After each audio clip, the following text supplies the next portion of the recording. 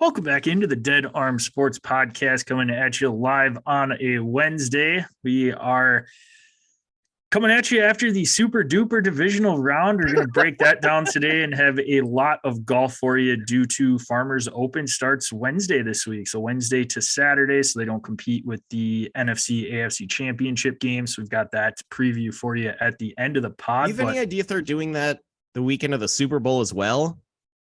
Probably that one's not. It always usually ends like right when the Super Bowl starts. Yep. Yeah. And both are in Phoenix this year too, Super Bowl and obviously the Waste Management. So. That's going to be such an insane week for that Phoenix area. Yeah. Oh my God. Yes. I'm so jealous. Imagine just being jealous. Out there. Hey, be so great being out there. Yes. All right. QOTD, told you a little bit before you hit the record button, Joe. Might have to tweak this one, but kind of had an idea going in my head today that I was back and forth on golf-related question, and I want to essentially know, would you rather own your own golf course? So you have your current job now, so it's not, you're just not out there all the time or whatever. So you have your current job, whatever. You own your own golf course. So with I can still afford my own golf course. Correct. With my current salary. That was given to you and all expenses paid with it. So what an inheritance. Yes. So it's fully staffed. It's mode. You don't have to worry about any of that stuff. It's private. So literally it is yours. You can invite members if you wanted to, or you could just say that, all right, this is my own private course. I just show up when I want, play golf when I want, and that.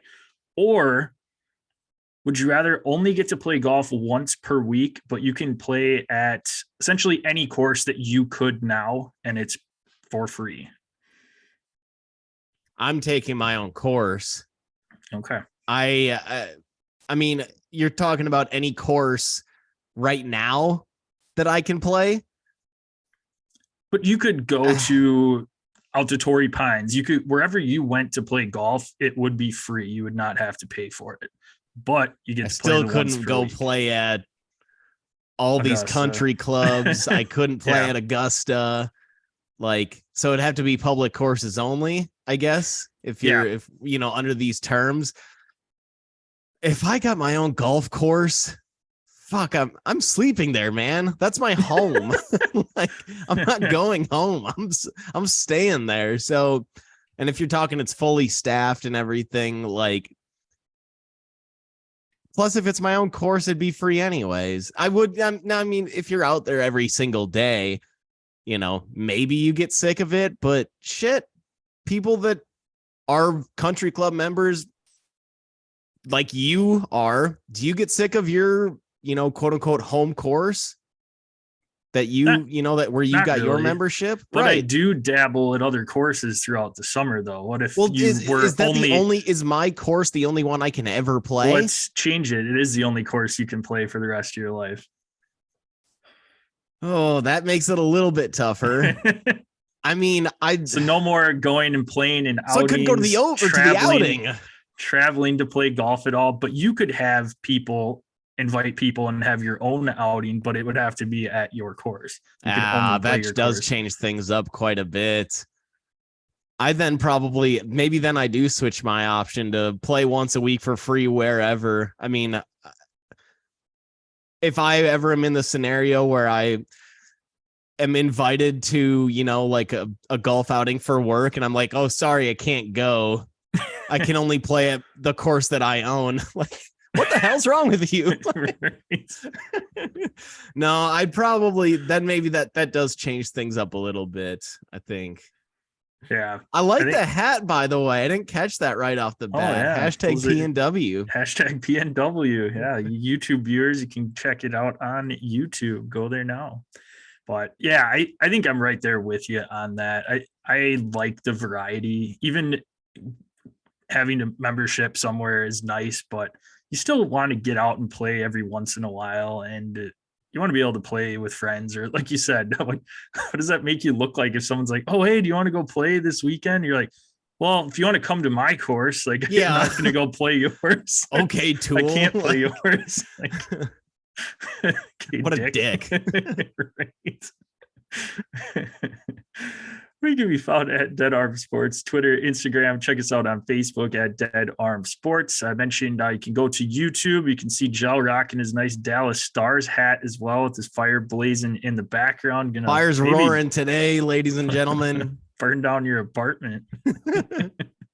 But go to YouTube, type in Dead Arm Sports, subscribe, click the bell there. That way you know when our live episodes drop. We monitor that chat so that way you can ask us any questions there. And you can find Gel at Das Gel. That's at DASJEL. I can be found at Das JPEG. That's at DASJPEC. Send us in any questions there on our socials. Otherwise, at Dead Arm Sports again, and subscribe, rate, and review the podcast on your favorite listening platform. Send us a screenshot, and you will get some swag in the mail for free. All right, Gel, NFL Super Duper Divisional Round recap. Not as exciting overall of a weekend as the prior weekend. I guess Super Wildcard Weekend was super compared to this divisional round. To the Super Duper Divisional Round. Yes. I will say I'm going to give myself a little bit of a golf clap here and taking a commanding 2-0 lead in our pick'em against the spread. Had the Cowboys over the Bucks in week 1, or I guess Super Wildcard Weekend, and then this past week, you had the Giants. I took the Eagles with the even considering that 7 points, and well, fly Eagles fly. Yeah, we'll discuss also my lead in the Drew Locks, and we don't need to get into come back in golf a little bit later on in this episode. We don't need to get into the Drew Locks again. First game up on our slate, Chiefs 27, Jags 20. So Jags, awesome season. Got to give them credit. Came to a little bit of an end this last week, but hey, I beat you this week in the Drew Locks. Sorry. This past week. Never mind. Nope. Math is hard. You did not. Math is hard. Yes, it is. Especially when it's already calculated. Yes, it is. I was looking at the previous week and thought there was some additions and attaboy. It's been a week already. Yes, it's only Tuesday. Has. Live on a Tuesday. Find us on YouTube. All right. Not a whole lot to talk about from this one, other than you saw Patrick Mahomes go down with that high ankle sprain in the first half, and give him credit. They must have shot him up with some good stuff at halftime for him to be able to come out. Usually that's an injury you see multiple weeks that someone's out for, ends up coming back in the second half, and Chiefs hold on to victory. But yeah, anything else really you saw from this one? I mean, it was the result that I thought, but not how we would get to it. I was very worried when Chad Henne came in. Hey, 98-yard drive from touchdown. Chad Henne. 15-year career from this guy. That's just going to awesome. Say shocking he's still in the league, but hey, when you're backing up Patrick Mahomes, you don't have to do much. That's for sure. It's the, we talk about Chase Daniel and him being that long time, just reliable backup. Hell, Henne's been doing it for even longer. So Props to Chad Henne, but yeah, 98-yard drive. Gotta give it up to him. That's pretty nice, but I don't think there was any chance Mahomes was coming out of this game. I mean, you saw him just limping around out there, but he was still, I mean, he missed a few throws that he would normally make. But I don't think there was any chance he was really coming out. What I'm more intrigued by, though, is from what you hear. Now, I've never had a high ankle sprain. Unless you maybe did in high school playing soccer. I don't know many people that have had that injury. So this is coming straight from, ESPN, whatever sports analysts out there that have played in the past. They say that it gets worse over time. Now, because during that game, you've got all that adrenaline going. Your tendons are all loose, assuming you stretched and everything before the game. So your tendons are loose, your muscles are loose. You've got mad blood flow, like going through that area throughout your entire body, really, because of that adrenaline and everything.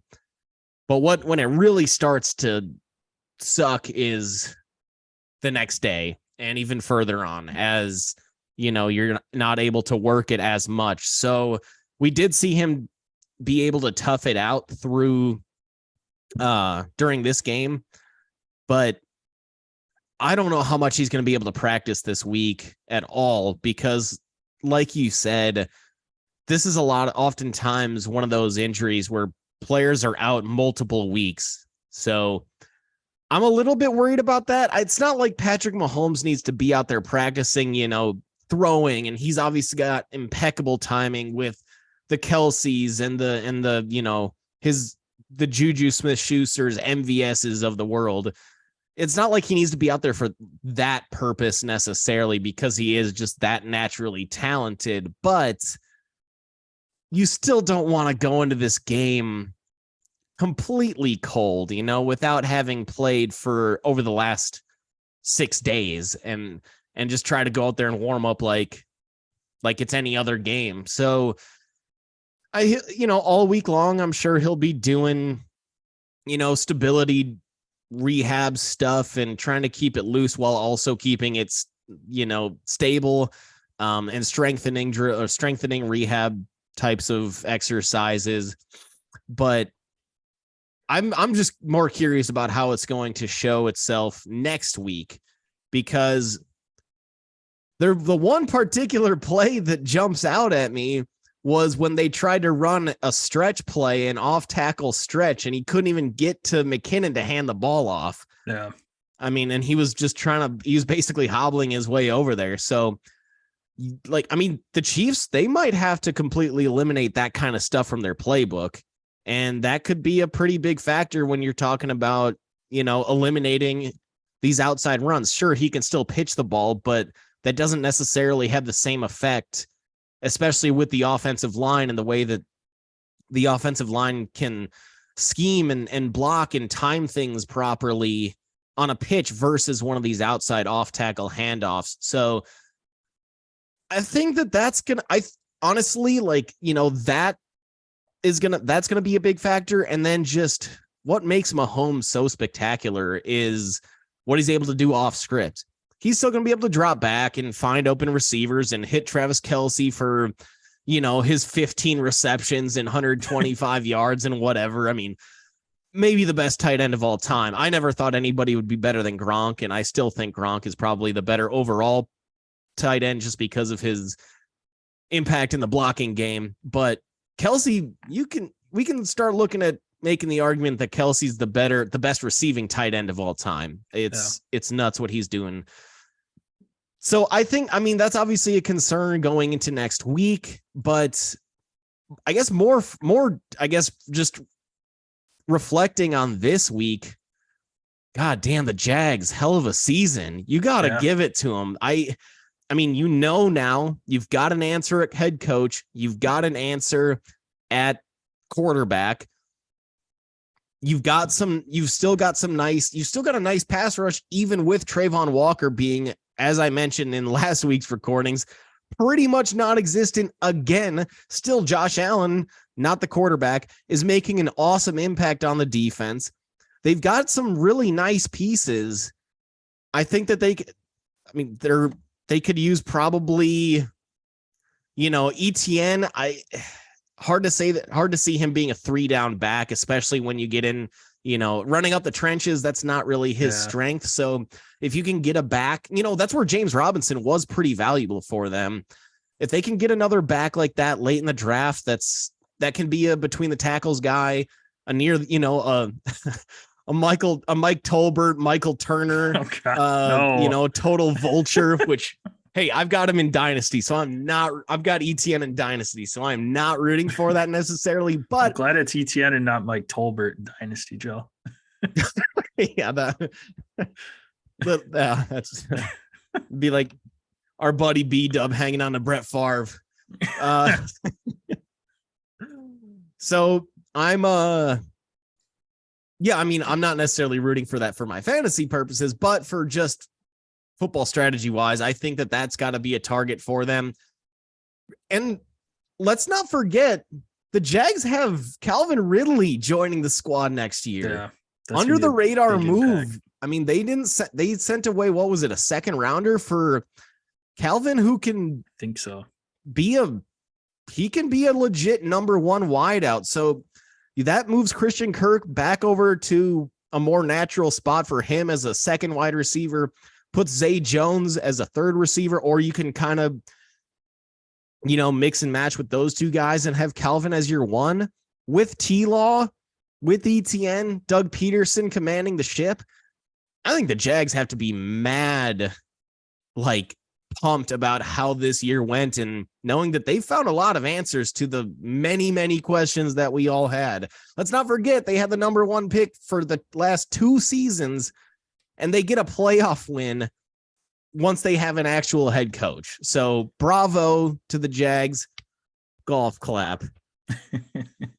Yeah, no, I'm glad you brought up those 2 first-round picks. That's what I wanted to bring up, that it's just amazing that the last 2 years, like you said, we're drafting first overall, drafted Trevor Lawrence 2 years ago, and then Trayvon Walker this last year, and get to the divisional round of the playoffs, not even just the wild card round with the extended 7 teams, but win a game, get to go play on the road to a hard environment going to Arrowhead, but and they were competitive too. It's not like they got their shoes blown off their feet. Like the next team we'll talk about in a little bit. What's that? Like the next team we're going to talk about. Yeah, here. We'll get there. Yes. But no, you have to love the direction that this team is headed. Trevor Lawrence is going to have another year working with Doug Peterson, another offseason. So like you mentioned, Calvin Ridley coming in and solidifying that wide receiver room. Christian Kirk can move back to a more natural spot in a 2 role instead of that 1 role. It's going to be awesome. Evan Ingram's a free agent. We'll see what they do with him. Kind of rejuvenated his career a little bit there this year. So 100%. We'll see if maybe they try and bring him back under fold and everything. But yeah, I guess my thing I had written down, kind of wanted to go through some of the playoff teams and their losses and what's next for them. And with the Jaguars, I think it's just kind of beefing up the O-line, beefing up the D-line and different things. But I mean, they're the team I think to beat in that AFC South for the foreseeable future. All 3 other teams right now are in some sort of turmoil, whether it's Houston doesn't have a coach, not sure on their long-term quarterback. Indianapolis is a shit show right now, trying to figure out what aged veteran they're going to bring in as a quarterback this year instead of just jump starting it and bringing in a new quarterback. Go trade again for Wentz. Right. Let's bring him back. He was better than that, Ryan. Wasn't that bad.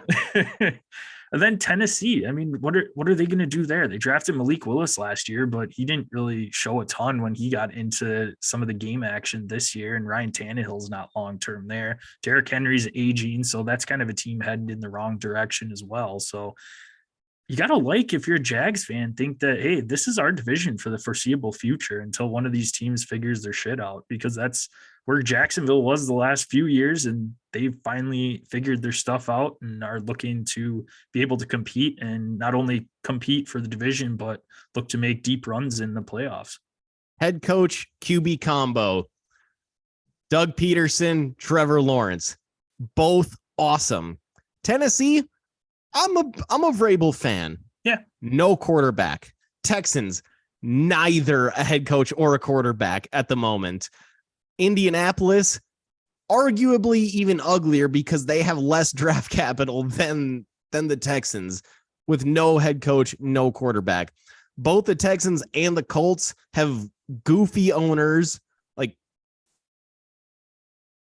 Tennessee, I guess, because they've got Derrick Henry, but the limitations of a Ryan Tannehill-led team. We've seen it every year, especially once you get into the postseason. So, I mean, shit, last year when the Titans were the number 1 seed, they lost in their first game. They got the bye and they lost. And but was anybody really shocked? It's kind of what you get when you've got Ryan Tannehill as, leading your team. So I think the Jags, their future is bright, man. For the first time in God knows how long, we can actually say that with confidence. I mean, that season that they made the AFC Championship game with Blake Bortles and were only a few minutes away from making it to the Super Bowl. Yeah.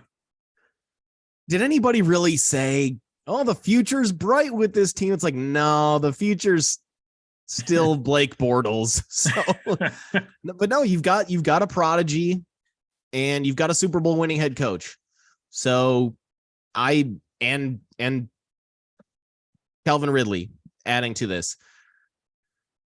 I really hope Trayvon Walker can get it together, because Aiden Hutchinson, who was kind of, at least at the beginning of the draft process, looked at as the consensus number 1 overall pick, we saw him make a pretty nice impact for the Lions, especially in the second half of the season. So, or maybe 6 games into the season and beyond.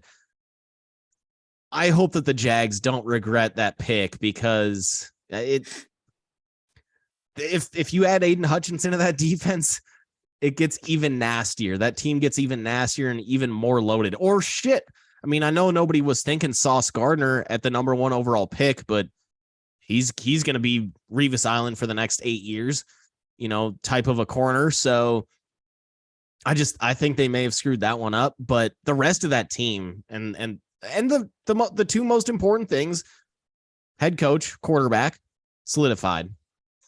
Yep. Let's move on to Giants Eagles here, where, hey, the Giants do have one of those head coach quarterback, or half of that head coach quarterback combination solidified. Brian Daboll, he's the real deal.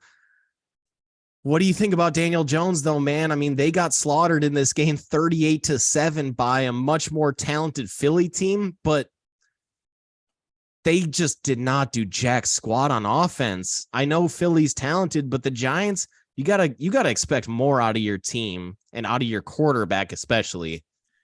Yeah, I think you said it, or during one of our text exchange over the weekend, that I think the Giants really exposed how bad that Minnesota Vikings defense was, because man, they could do whatever they wanted against that Vikings defense, and nothing was working against the Eagles team. That Eagles were fired up, ready to play them. So we weren't really sure how the Eagles were going to come out, especially with having the 1 seed. They had the week off, which I think did wonders for them. I think they were rested up. Jalen Hurts looked fairly good. Didn't throw for a ton of yards, but didn't need to. I mean, they were just dominating with that run game. Kenny Gainwell leading rusher in this one, and Miles Sanders had a really nice game too. So, but man, the Giants, they've got some questions to try and figure out here in the interim and figure out what they want to do. Do you tag Daniel Jones? We talked about this a little bit last week, but I mean, with them just getting shellacked, there's a clear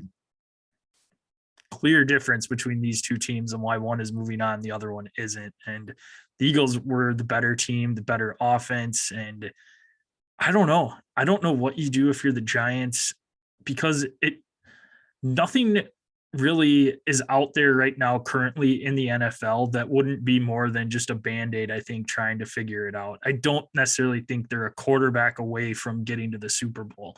There's a lot more pieces that they need.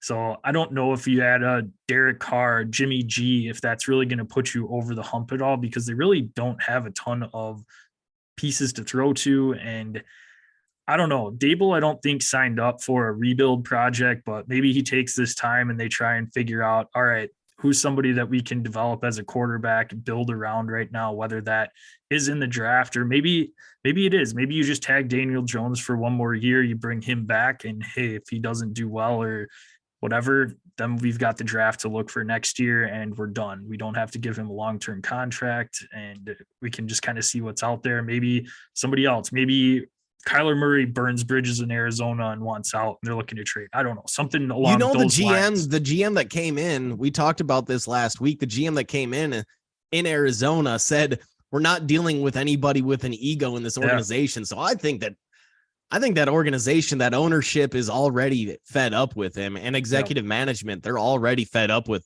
Kyler. So that's not too far-fetched. Yeah. But I think that's probably what you have to do here. I don't know that you can commit money to a Derek Carr, Jimmy G. I don't think that really gets you anywhere, and you're better off just having a 1-year deal with a Daniel Jones and kind of seeing how that goes and reevaluating next year. But just with their draft capital, they're not going to be able to get anybody in the first round as far as incoming quarterbacks. So I don't know. I think they're just there's a lot of teams that are just kind of in that quarterback purgatory right now, that there's not a ton that they can do with it. And it sucks for your fan base. I think that, okay, look at your 4 quarterbacks that did advance, and spoiler alert, Eagles with Jalen Hurts, rookie contract, Trevor Lawrence, rookie contract. Bengals with Joe Burrow, rookie contract.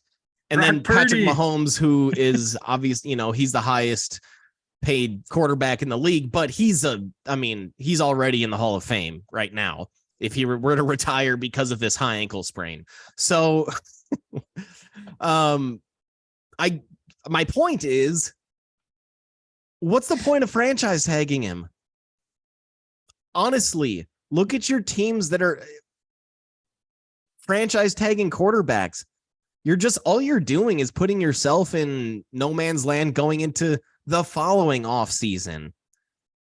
I don't think that it's worth that squad going after a Derek Carr, a Jimmy G, and putting $35 to $40 million on guys like that are fringe top 10, top 15 guys. I mean, Daniel Jones is maybe a 16 to 18. Sometimes looks like he's a number 26 quarterback in the league. Right. Like he did this past weekend. And sometimes he looks better, but why not give up the farm, move up to 5, make a trade with Seattle, go after a CJ Stroud type if Stroud is there at 5 or something, and give up a ton of picks. And then at that point, you get rid of Daniel Jones. You've got hella money because that first year, those first 3 years, really your first round players, high draft picks don't start making big money until year 4.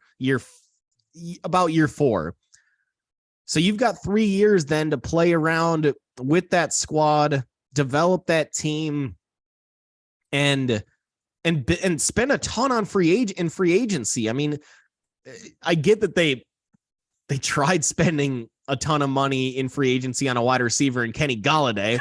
That was a waste of time, but big time wah. So I think you can do it again. And there's not it's not like the receiver market is all that great going, free agency wise, but you're always going to have diva wide receivers that are going to want out. Maybe you go after one of these, you move off Daniel Jones, you give up the farm to move up high in the draft and get yourself a quarterback of the future. Work this guy on the rookie deal, hang on a Saquon. You've got a pretty nice offensive line now. I mean, Andrew Thomas looked like he was going to be a bust going into this season, and he ended up being a Pro Bowler, I believe, on the All-Pro first or second team and you've got Evan Neal on the other side. So that offensive line is shaping up nicely pretty quickly. Brian Daboll's awesome. Maybe you follow the Bengals model and you go get yourself a high-end wide receiver, and you move up and go get yourself a rookie quarterback. And then you surround that rookie quarterback with a stud team. I know that sounds easier than it actually is because you're going to have to give up a lot to be able to move up that high in the draft.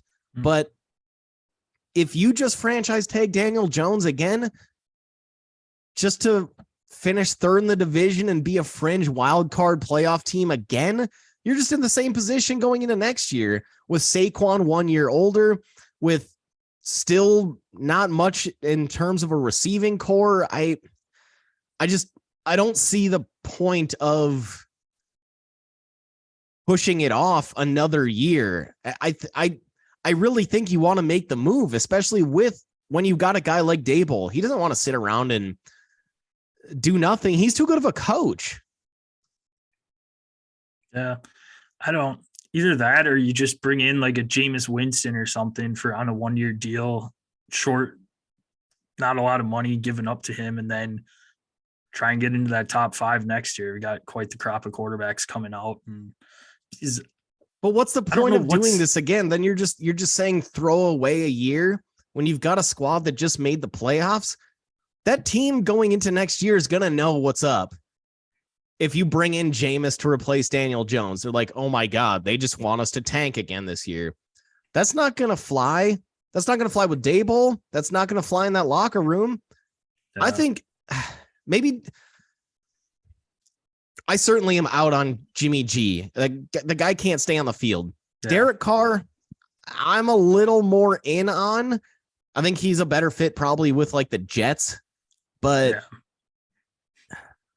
I don't know. I think if you're the Giants, I personally, and I'm just I know it's not easy, so I just keep saying this.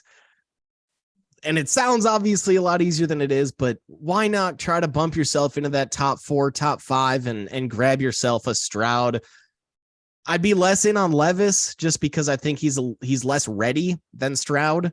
You're certain. I mean, I don't know how you'd be able to get up to number 1.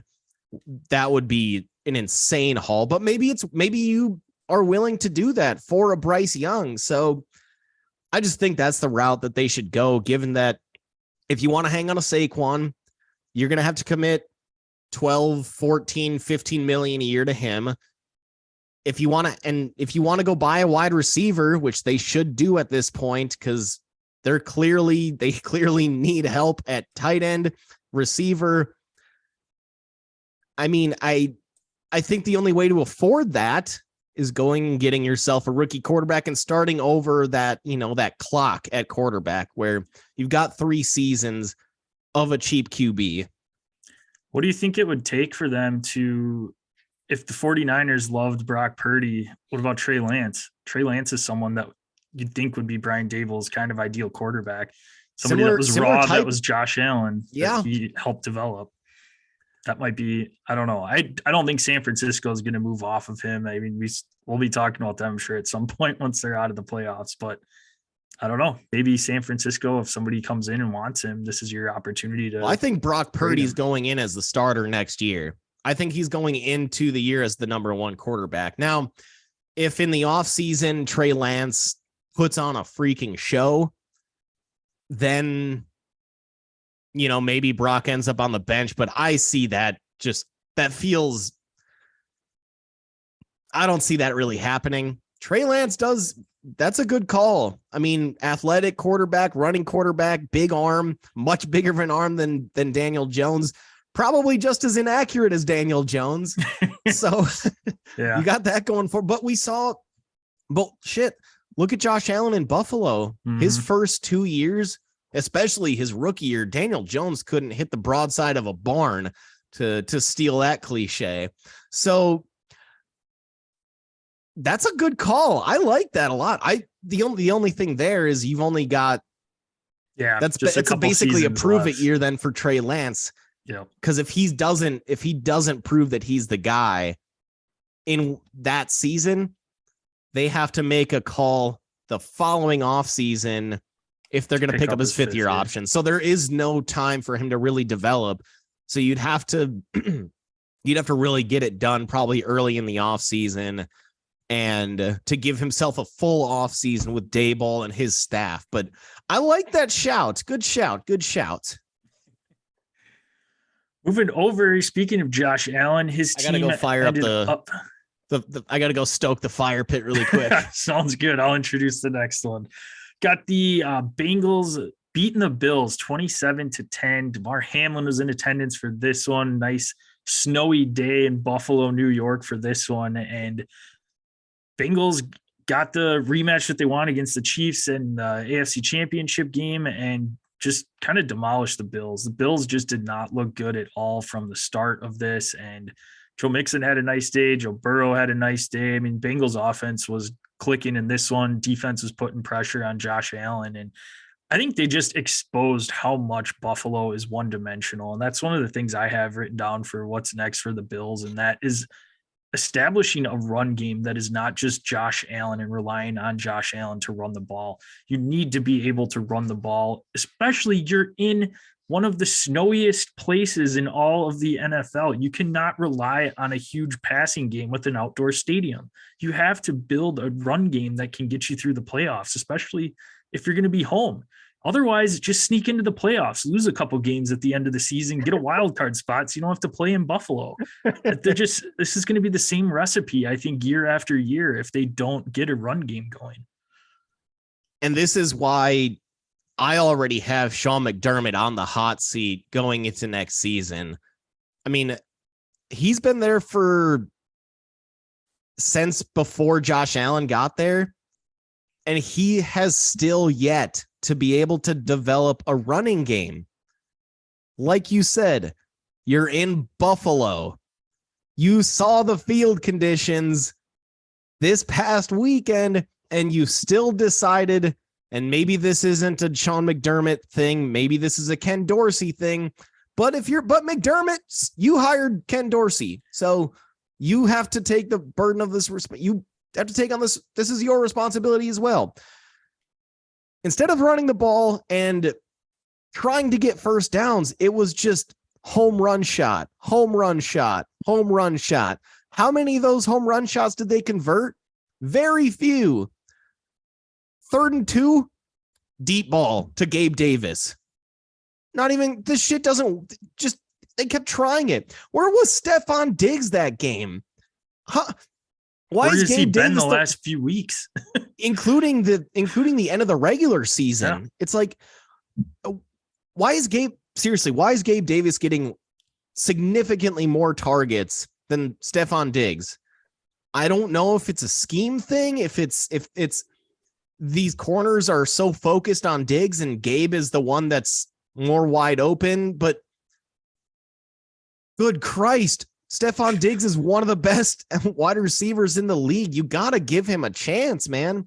And I get that Gabe Davis is, he's improved every single year. He's a nice deep threat, but that's kind of it. I mean, Stephon Diggs is a do-it-all wide receiver, middle of the field, deep ball, running, him in screens and stuff. Dude, 3rd and 2, run a wide receiver screen with Stephon Diggs. That has a better shot of getting you a first down and being able to develop a drive, create drives, than just constantly throwing these Hail Marys. And the other thing that's a little bit, doesn't always get talked about is the fact that when you just have constant their first offensive drive, 3 and out, all you're doing is putting more pressure on that defense, and they're on the field for that much longer. Cincinnati was able to run the ball. You saw them establish Joe Mixon all game long. And the defense, that's how you keep a defense fresh, by establishing the run and by creating long standing drives, not 3 and out. And hey, even if the other thing too, you hit one of these, you just keep hitting, let's say you just hit one of these home run balls. Okay, now your defense has to go back out and try to stop Cincy from going 75, 80 yards again. I've only been on the sideline for 6 minutes. I'm just getting my legs back under me. If I'm one of those defensive players, even though we did score a touchdown, like, damn it, I have to go back out there already. So that's another thing that isn't being considered in this play calling. And I think it's gotta be a massive concern. Yeah. I think am I out of bounds by saying McDermott's on the hot seat? You've got one of the top 3-4 quarterbacks in the league. And what have they done? What have they accomplished? Yeah. They were the Super Bowl favorites going into this season, and they didn't even make the conference title game. I get that he's done a nice job to develop this team and get them this far from the trash heap that they were, but I feel like they've already peaked. I feel like last season, as long as McDermott is there, last season was their peak, which was being 14 seconds away from the Super Bowl, but not being able to make any stops. Yeah. You wonder too how much some of the injuries that Josh Allen took on throughout this year affected him. You never really hear on the full extent of those till a lot later on. So we'll see if anything comes up from there. I mean, he had that arm injury, halfway through the season, maybe a little over halfway, and didn't really seem the same after that. So I don't know if that had anything to do with it, but I agree completely with that. I don't know that Sean McDermott's necessarily on the hot seat, but I think he should be. They have underachieved to this point. Yes, they're winning divisions. Yes, they made it into the playoffs and won a couple games the last few years, but you have one of the best quarterbacks in the league and nothing to show for it for right now. So I agree completely with that. I guess too, if we're looking at talking about them maybe establishing the run. Do you see that running back on the current team right now, or do they try and hit that in free agency, or where they're sitting in the draft right now is a prime spot for maybe a Bijan Robinson or something like that, running back out of Texas? I mean, I don't know if he necessarily fits. I don't know if they're going to want to cater that offense to get a guy that comes in and a running back like that, but I think they need to. I think that would do wonders. And I don't know. The way that I think that is a delicious idea of going and getting Bijan. Not to be confused with Dijon mustard. One of the best mustards out there. Top two mustard out there with a spicy brown. Depends on, kind of how what kind of meal you're working with there. Anyways, not Dijon, Bijan Robinson is, I love the idea. Like I said, delicious idea, but I have no reason to believe that this management staff, this coaching staff is going to put any sort of emphasis on getting a running back, on taking one that high. There is no proof that they will do that. They would have to completely flip on what they've been doing. And I think they should. I think it's a great idea. I just don't see it happening. So it wouldn't shock me one bit. I mean, they just took James Cook in the second last year. I think he sticks around. He proved to kind of take over. He got more playing time as the season went on over Singletary. Singletary is a free agent this offseason too. Yeah, so I see him gone. I see Singletary gone. He can be picked up by any number of squads as a complimentary back. He's still a nice back, but he's clearly not just a, number 1 3-down back. He's a nice, 1 to 2 down back per series kind of thing. But so good complimentary back. I just think they need another complimentary back. Almost like let me throw this. Let me do a little throwback about 18 years back and go Lendale White. Bring in that type of a back. I mean, seriously, that type of a back would be awesome in Buffalo and a great compliment to James Cook, who, pretty nice all around back, but certainly not a 3-down. I don't think at this point. I don't think Buffalo views him as that, but kind of almost similar to what I said about the Jags. Go get yourself a complimentary 3-down back or a compliment to your current, 2-down back. And maybe you keep Nyheim Hines around for your passing game work. And then you get yourself a bruiser for the 3rd and 2nd or 3rd and 2 yards. Instead of having to throw the ball 80 yards downfield on a 3rd and 2, you can just give it to your Lendale White type. Yeah. Team that has figured out their running game, the 49ers, that's always their bread and butter, took on the Cowboys, and Cowboys were who we thought they were. Finally got knocked out of the playoffs. And the Niners did not let them off the hook. Closest game of the weekend as far as Chiefs Jags was too, but this one felt a lot closer. 49ers ended up winning 19-12. Thanks to another Brett Maher missed extra point that got blocked to start off the game. Oh, that was just, even if that didn't get blocked, that would have gone 40 feet left. Like he hooked the shit out of that. Oh yeah. I think it was blocked by the right end. It wasn't even so bad, but Cowboys just ugly in this one. Defense played pretty well to limit the 49ers to 19 points, but Dak, 2 costly interceptions that just kind of turned the game on its head. And like I said, 49ers did enough to win in this one. George Kittle with the catch of the year. I mean, just unbelievable catch up the seam that kind of jump-started that 49ers offense. And that, I don't know, how he managed to stay focused enough to catch it. And he missed the huge hit that safety was going to lay on him too. Oh, that's what I was waiting for too. And then he just ended up being able to barely snag it right before that pull the ball in and just kind of shimmy to the side and miss the hit. Just unbelievable catch. I was so glad that they kept showing that replay because it was well deserved. And every time it did, he just unfolded a different piece of it that I'm like, wow, add that onto it. Just insane. But did you, my favorite part of that catch was in the post game when he was asked about it, and he said that he juggled it around and did all that for ratings. Yeah, George Kittle is class, just different WWE character in an NFL uniform. For sure. Yeah, he definitely have a career there after his NFL one's done. That's for sure. Something up with those tight ends. Like, I mean, Gronk, Travis Kelce had his own reality dating TV show. Like, something's up with these star tight ends. Right.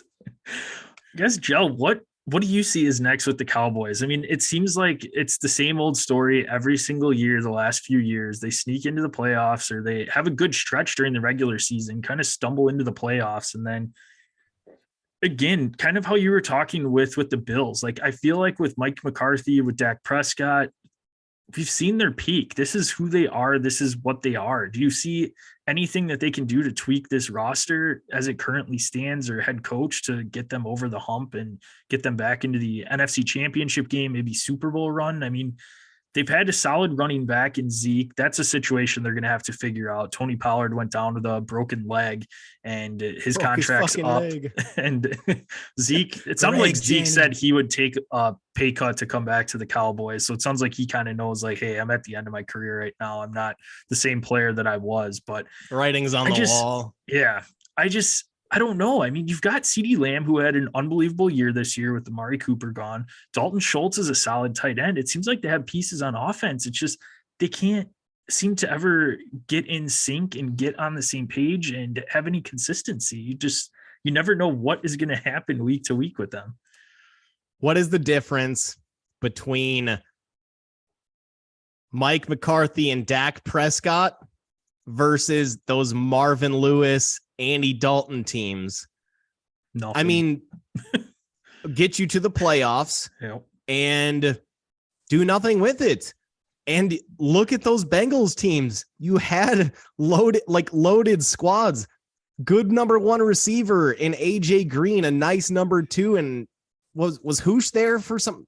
That might be Hoosh. Might have been that, like, before Dalton. TJ, who's your mama? But still, you had that number one receiver in AJ Green. You've got it in CeeDee Lamb. They always had some nice receiving tight ends. Most of them couldn't stay on the field. Forget that Notre Dame tight end that Kraft.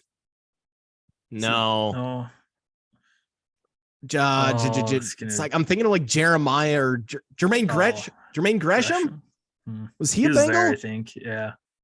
Maybe there's that guy, and then there's the white tight end that was like Tyler Kraft or something. It was Tyler something. I'll hit up Google in a sec here. But I mean, seriously, this seems like the same deal. Late in the second half there, the Cowboys punted on 4th and 5 in Niners territory. Like, this is just the McCarthy MO. He clearly can't trust Dak. The only thing I will just throw in there quick, and I'll turn it back over to you, Jell. You could totally tell that there was absolutely no confidence in their kicker. Tyler Eifert. There was a couple Tyler Eifert, that's what it was. There was no confidence in Brett Maher at all, because there were spots in that first half even. No, but they would have normally then go for it. Then go for it on a 4th and 5 in Niner territory. You have to score points to be able to make a playoff run. I'm not saying put any confidence in Maher. Do you even think Maher wanted the Cowboys to go and tie or be 1 point shy of winning? No chance. And it would have come down to him at the end on that final drive. I think everyone in America was rooting for the Cowboys to score a touchdown. I think if they did, they would have went for 2. I think they would have went for 2 to try and win the game right there. Did you see how their season ended too? That last play, Zeke just getting bodied as that was a bowling ball versus a bowling pin, like just rolled over. That was so great, just suplexed. It literally looked like he just got tipped over. That was, and then I think that Dak or whoever drew up that play call must have thought that they were expecting to have more time. Maybe thought that Zeke was going to be able to get up from under center and attack a 300-pound lineman. and be able to hold his own there. Like 2 seasons in a row, their last plays. Yeah. Embarrassing. The last season when they tried a QB draw with 14 seconds left and ran out of time because according to McCarthy, the way how it worked out in practice, they had about 13. It was a 12 to 13 second play. Dude, this isn't practice. Like, what are you talking about? You've got live refs. You've got guys that are going to be laying on Dak, trying to prevent him from getting up. Like, what are they talking about? What was he talking about then? And now to run this to end your season, it's like, I get it. Like, I get that it's a low percentage play regardless. I mean, you know, to try to score from the 25 or whatever, and Dalton Schultz pooping himself twice. Yeah, that was bad. On 2 plays in a row, what should have, you know, didn't get out of bounds on the first one. The second one, did he think that he had both feet down or something? Like, it looks so nonchalant the way he just stepped out of bounds. I think he thought that when he initially caught the ball that his 1 foot was in the process and his toe was still down, but you could clearly see in the replay. I mean, it was not. It was close, but you can't. You gotta assume you didn't. I sat there right away when I was looking at that play. I was like, there's no way that, like, right away when I saw it, I was like, I don't think he got both feet, but there's no way that he didn't. Like, how could he possibly just like be that oblivious to getting both feet down? But it was, like you said, clear and obvious that he didn't. Yeah. No, I don't know. Another interesting offseason. Sounds like Jerry's not making any coaching changes, which shocker. I think we both know that he probably needs to, but yeah, looks like same old for the Cowboys, and they'll run it back and see if they can tweak things around to advance a little farther, but I don't know. Not counting on it. No. You ready for some golf, Joe? American Express, I want to talk about RAHM-A-LLAMA-DING-DONG. RAHM-A-LLAMA-DING-DONG. John Rahm with the 1-shot victory over Davis Thompson, and quite an awesome finish to that tournament. It was going on at the same time as that Bills-Bengals game, so I was flipping back and forth, and then finally at the game I saw the writing on the wall that it was going to be the Bengals, so I flipped over to golf, caught the final round there, and just an awesome last stretch. I mean, Davis Thompson, hole 17. What a cool hole, by the way. I mean, that's one of my favorite ones at that stadium course. Got the island green just surrounded by the rocks. So you see it just balls just ricocheting off of those all over the place. It's like pinball. All over. Yeah. But Davis Thompson hits a heck of a shot backside of the green, has like a 30-foot putt for the tie. Rahm's about 20 feet away or so. And Davis hits just this beautiful putt that is rolling just dead center cup. Only problem was the pin was in. And I mean, that's how he usually putts. So you can't fault him at all there. But I mean, that pin wasn't in. That's one that maybe hits the back of the hole, drops in. I mean, that was just dead center of the cup, but ends up hitting the pin. It pops out, tap in par, Rahm pars, and then that's pretty much it. But that would have essentially tied it up right there. And they would have went to 18, tied for the lead. Rahm didn't have the best final round at all, but he did enough to win. And that's what experienced guys do. They know that, hey, I don't have to go out there and put up a big number. I just need to play my game, limit my mistakes. And that's what he ended up doing and ended up winning the tournament. Back-to-back starts of his, he's won 4 out of his last 6. I mean, this is a stretch like Scotty's last year to start off the season too, where Scotty just seemed like he was invincible and winning everything in sight. And John Rahm's off to a hot start this year. And I think you said it exactly right. That's the difference between John Rahm, a grizzly vet, versus with a nice dad bod, versus a rookie Davis Thompson who, he looks like a little boy out there in comparison to some of those other guys. So I mean, he's got a promising career ahead of him. I think he was a Georgia standout, but but that's the difference. And I mean, the other thing too that I want to point out on 18, Thompson hits that ball deep of the green into that, on the backside of this pretty steep hill. And they were saying on the broadcast, it sounded like the caddies, or the caddy was kind of saying, like, you think you might have a better chance to putt this. Mm-hmm. And he said, screw that. I'm going for the flop shot. And he put up a really nice ball. I mean, it was a great effort. Yep. And it just trickled past the hole. I mean, if he would have hit that, that would have been, if he would have hit that, birdied that hole and ended up going in and winning the tournament in the playoff, that would have been the shot of the tournament by a mile. So, I mean, give all the credit in the world to a rookie who ends up finishing in second place, one shot back of Jon Rahm, right now playing the best golf of his career. So we've been saying it since we started this pod.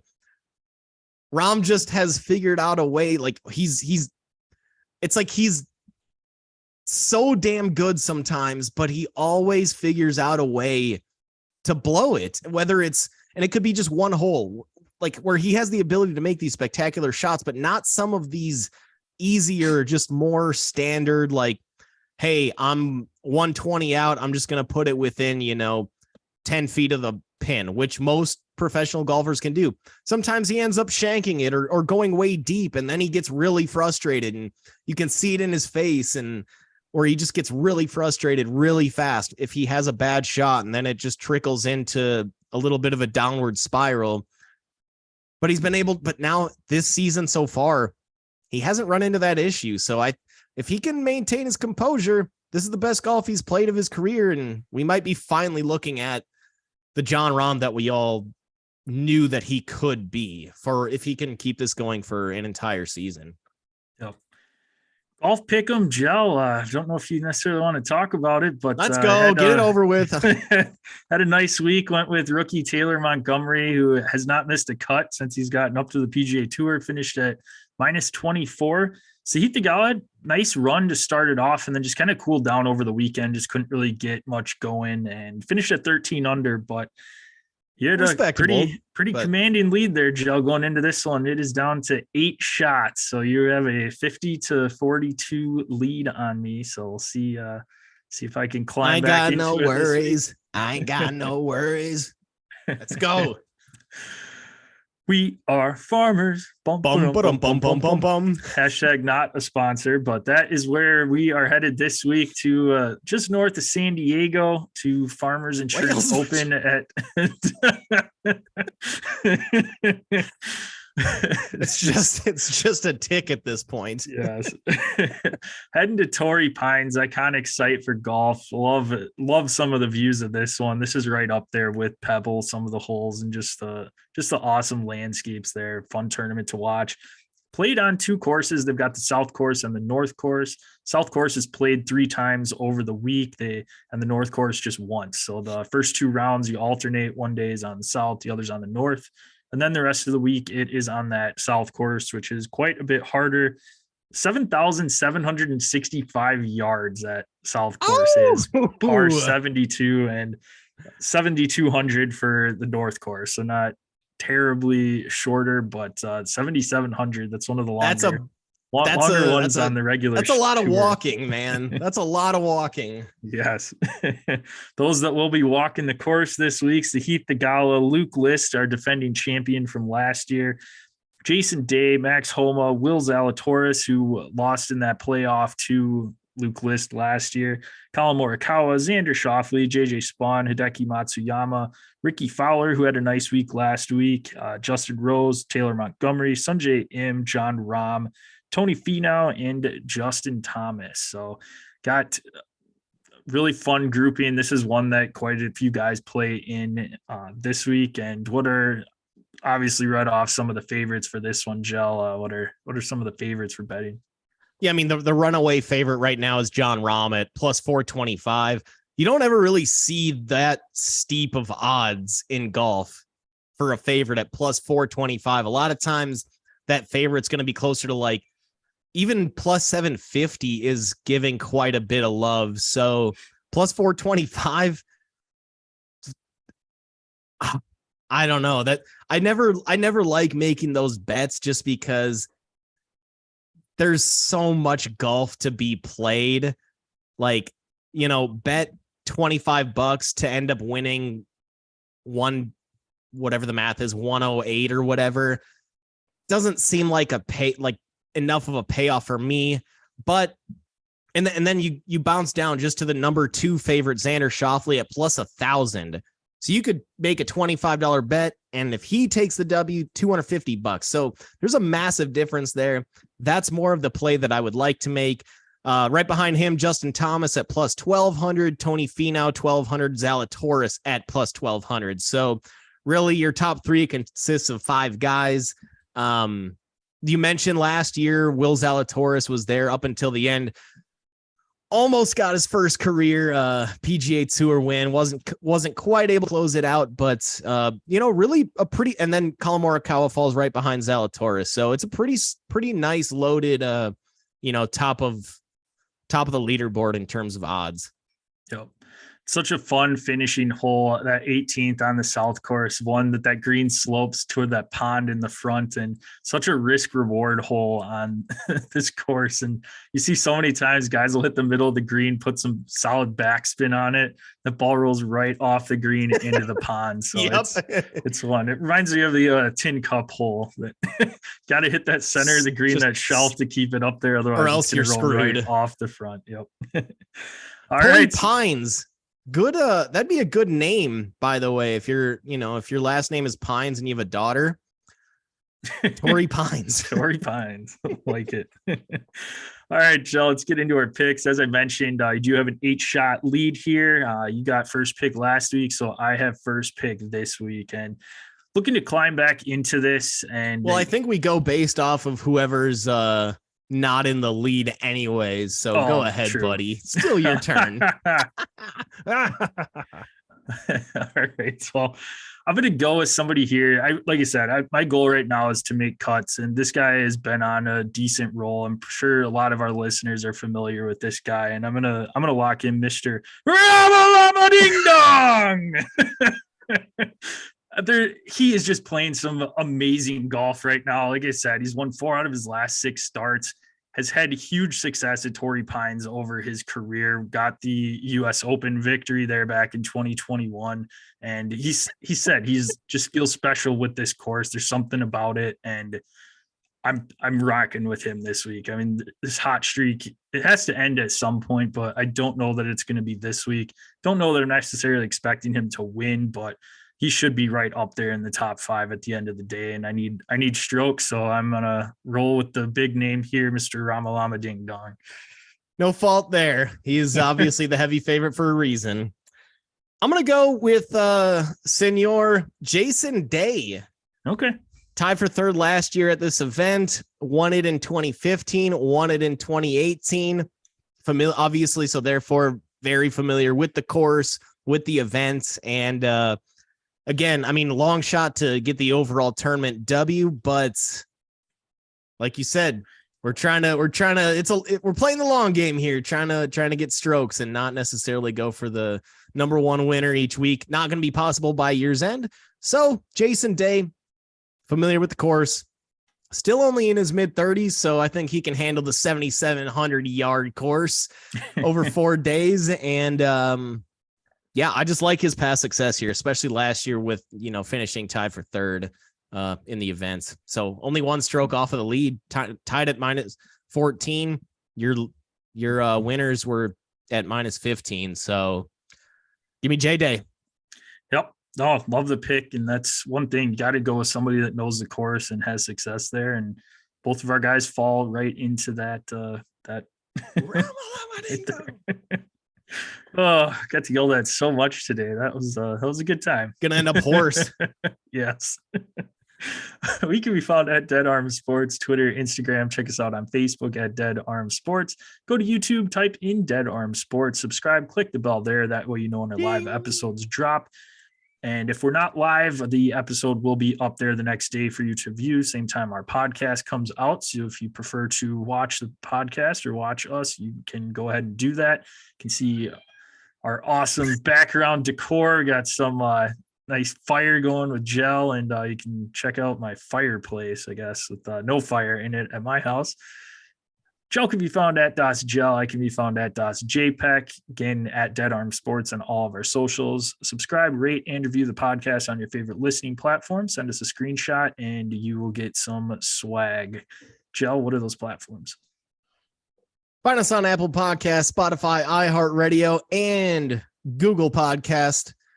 Make sure to subscribe, rate, and review to whatever your chosen listening platform is. You can also find us on YouTube. Search Dead Arm Sports there. Subscribe there. Hit the bell to make sure you get notifications whenever we do go live, whenever we crank out any brand new content. Love it. All right. That does it for this episode. We'll be back with you tomorrow. Going to preview the championship games, playoff Drew locks, and shout out to Blues Clues because it is mail time. Steve. Could have a nice mailbag to round out the show there as well. So make sure you tune in tomorrow, and Joe, close her out. I'm going to let you close this out. Why don't you do that one more time? Mail time.